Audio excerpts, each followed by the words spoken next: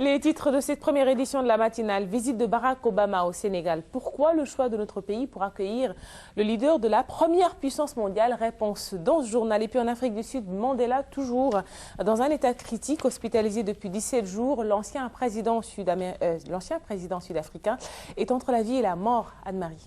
Nafi, merci. Mesdames, Messieurs, merci de nous rejoindre pour 10 minutes d'information. La suite des séries de sujets consacrés à la visite de Barack Obama au Sénégal.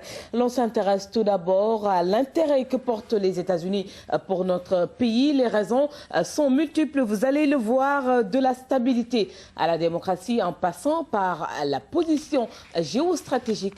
Les raisons avec Alioune Badara Kane. Les foyers de tension se multiplient. Dans une Afrique de l'Ouest déstabilisée par les crises politico-militaires, le Sénégal reste une oasis de paix, un espace démocratique. En venant à Dakar, Barack Obama salue sans doute l'exemple sénégalais et consolide l'axe stratégique Dakar-Washington. Ce qui s'est passé le 25 mars 2012 au Sénégal est digne d'admiration par-delà l'océan Atlantique. Lorsque le président Macky Sall s'est rendu aux États-Unis, le président Obama a salué une démocratie solide et émergente. Cette visite va être sûrement l'occasion d'aborder les questions sécuritaires. Le dossier sécuritaire sera mis sur la table. Les États-Unis, plus que toute autre puissance au monde, sont parfaitement conscients des dangers que font peser les groupes terroristes et extrémistes. La visite de Barack Obama pourrait aussi booster les relations économiques entre les deux pays, une opportunité pour le Sénégal. Le Sénégal a bénéficié d'un appui financier de quelques 270 milliards de francs sous la présidence de Barack Obama, dans le cadre, bien sûr, de l'éligibilité au Millennium Account Challenge. Les Américains n'ont aucun intérêt à permettre cette offensive économique chinoise sur le continent, c'est-à-dire à laisser le champ libre aux Chinois, aux Indiens, aux Brésiliens et même à la Turquie. Les Américains sont parfaitement conscients de ce que le continent africain, l'Afrique au sud du Sahara, aura tendance de plus en plus à devenir un véritable atout pour le développement même de l'économie américaine. De Bill Clinton à Bush, en passant par Obama, le Sénégal aura reçu les 3 derniers commandants en chef des États-Unis d'Amérique. Un honneur pour un pays en voie de développement.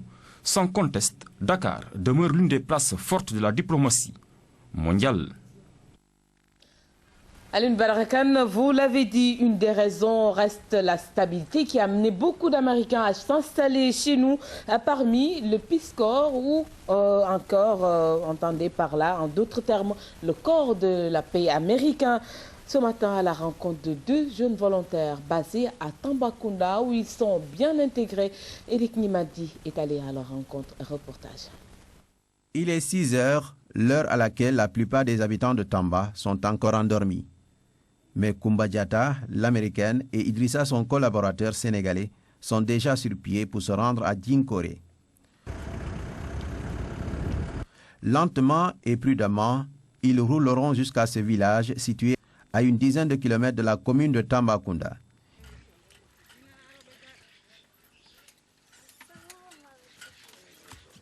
Ici, la volontaire du corps de la paix travaille avec un groupement de femmes dans la réalisation d'un périmètre maraîcher.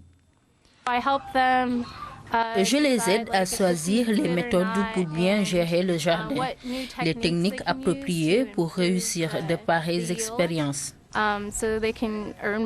Depuis maintenant quelques mois, Koumba réside dans ce village, une situation qui lui permet de s'acclimater et d'être surtout près de ses villageoises pour mieux les aider dans ce projet. J'ai beaucoup appris en vivant ici. Ce n'est pas facile d'être paysan et jardinier à la fois. Toutefois, à cause d'un problème technique, les travaux d'adduction d'eau dans ce jardin n'avancent que lentement. Ce matin, elle a pu rapporter de son voyage de Tamba la plomberie nécessaire pour le drainage correct de l'eau de ce puits vers cette pépinière. Malgré ces difficultés, Koumba reste déterminé à aller jusqu'au bout de ses ambitions avec ses femmes. Celles-ci ont besoin de son savoir-faire dans les techniques culturelles de contre-saison. James, lui, travaille dans la commune. Il ne ménage aucun effort pour venir en aide aux femmes de Tambacounda. Ici, on l'appelle Idrissa Diarra. Il dirige ce périmètre maraîcher mis à sa disposition par les services de l'État. S'il y en a des techniques d'améliorer le sol, surtout pour ajouter le compost ou bien la fumée pour avoir plus de nutriments au sol. Grâce à sa maîtrise des techniques agricoles en milieu hostile, il est parvenu à réaliser ses plans très diversifiés avec des femmes de différents quartiers de la ville. Une assistance technique magnifiée par ses mères de famille. Nous ne savions pas comment traiter le sol pour avoir de bonnes cultures. Maintenant, on le sait grâce à Idrissa. Il nous a montré toutes les techniques pour bien tenir un jardin. Dans la région de Tambacounda, ils sont 24 volontaires américains au service des citoyens sénégalais. Ces 8 hommes et 16 femmes travaillent dans plusieurs domaines, notamment la santé et l'agriculture. Voilà, de jeunes volontaires américains qui s'activent dans le maraîchage. Autre pratique agricole, l'horticulture et l'ajustement, la tutelle cherche à mettre en place une base de données sur les statistiques au niveau des Niayes. Le recensement est déjà effectif. Les résultats ont été validés et partagés au cours d'un atelier. Compte rendu, Salut Sec. L'absence d'études horticoles fiables a été l'une des principales contraintes au développement de l'horticulture au Sénégal, particulièrement dans la zone des Niayes, selon le ministère de l'Agriculture. La diversité des sources et même la grande variabilité des statistiques n'ont pas favorisé une exploitation du potentiel horticole de la zone, d'où l'importance de ce recensement. Les statistiques agricoles entrent dans la formation du produit intérieur brut. Et qui dit produit intérieur brut parle de statistiques agricoles et plus particulièrement de statistiques horticoles. C'est dire aujourd'hui cet atelier est venu en son heure parce que ça nous permettra d'une part de pouvoir prendre des décisions au niveau de l'horticulture, mais également de planifier, de donner des statistiques fiables à tous les acteurs qui sont concernés. Les acteurs, je veux dire les exploitants en premier lieu. Deuxièmement, les écoles de formation, mais également les ministères qui utilisent les statistiques agricoles. Initiée par le ministère de l'Agriculture, cette étude a permis de faire le diagnostic de la situation dans la zone des Niayes. Elle a été réalisée sur un effectif de plus de 10 000 exploitants. Il a été noté une faible présence des femmes et l'utilisation des outils qui ne favorisent pas de bons rendements. Ce qu'on a vu d'intéressant, c'est qu'aujourd'hui, il y a très peu de femmes dans l'activité horticole. Il faut au moins 10% de la population des Niayes. Première découverte. Deuxièmement, l'irrigation de précision, qu'on appelle l'irrigation goutte à goutte, ou l'irrigation par aspersion, est très peu utilisée. Les gens sont dans l'irrigation presque traditionnelle, à la main ou à la lance. Troisième instrument intéressant, c'est le niveau de scolarisation, qui est très faible. Les gens ne sont pas instruits. Un autre instrument, c'est l'absence de financement. Cette base de données va constituer un outil d'aide à la planification et au suivi d'activités horticoles de la zone des Niayes. Un conseil interministériel devrait se tenir prochainement pour faire le diagnostic du secteur de l'horticulture. Et tous au chevet de Nelson Mandela, l'ancien président sud-africain âgé de 95 ans, se trouve toujours être dans un état critique après 17 jours d'hospitalisation. L'icône sud-africaine se bat encore pour la vie. Nelson Mandela est toujours entre la vie et la mort.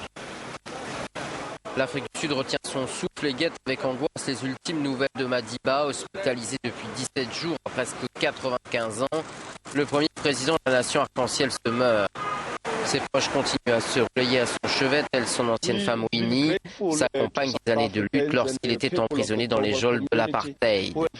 Nous sommes très reconnaissants envers les Sud-Africains et la communauté internationale qui ont beaucoup touché notre famille par leurs prières. J'espère que mon grand-père va se rétablir progressivement. Devant l'une de ses résidences à Johannesburg, les anonymes se pressent pour déposer des fleurs et des mots de remerciement pour le prix Nobel icône de la réconciliation. Je sens que c'est notre dernière chance de lui montrer réellement ce qu'il signifie pour nous en tant que nation et de lui faire nos adieux. Nous sommes venus ici juste pour prier pour Mandela, pour qu'il aille mieux très bientôt et qu'il puisse revenir dans cette belle nation pour nous aider de nouveau. L'Afrique du Sud commence déjà à se sentir orpheline, mais elle ne peut pas oublier ce qu'elle doit à Madiba, son unité dans la diversité pacifique. Berlusconi, lui, est plutôt soucieux. L'ancien président du Conseil italien a été condamné hier à 7 ans de prison dans l'affaire Rubiguet. De nouveau condamné, Silvio Berlusconi se dit innocent et compte résister. Dans le procès Rubigate, dans lequel il était accusé d'abus de pouvoir et prostitution de mineurs, les juges de Milan l'ont condamné hier à 7 ans de prison et une interdiction à vie d'exercer toute fonction publique. L'ancien chef du gouvernement italien n'ira pas en prison car ses avocats vont déposer un recours et tant que cette peine n'est pas validée en cour de cassation, elle n'est pas exécutoire. Il Cavaliere répondait de fameuses soirées Bunga Bunga auxquelles participait entre autres la jeune marocaine Karima El Maroug, alias Ruby, âgée de 17 ans à l'époque. Berlusconi était aussi accusé d'avoir utilisé sa position de président du Conseil pour faire libérer la jeune Ruby interpellée à Milan pour un larcin. À l'annonce du verdict, des anti-Berlusconi ont défilé devant le tribunal pour exiger une égalité devant la justice et la dignité en politique. Niccolo Ghedini, l'un des avocats de Silvio Berlusconi, a confirmé rapide pourvoi en appel et il a estimé que cette condamnation était complètement déconnectée de la réalité.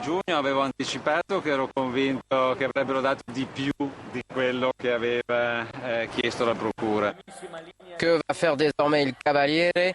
Nombre d'observateurs s'attendent à le voir quitter la fragile coalition d'Enrico Letta et provoquer de nouvelles élections qui pourraient le ramener au pouvoir. Objectif, reculer coûte que coûte une condamnation définitive. Voilà la fin de ce rendez-vous. D'autres infos plus tard. Merci de rester avec nous.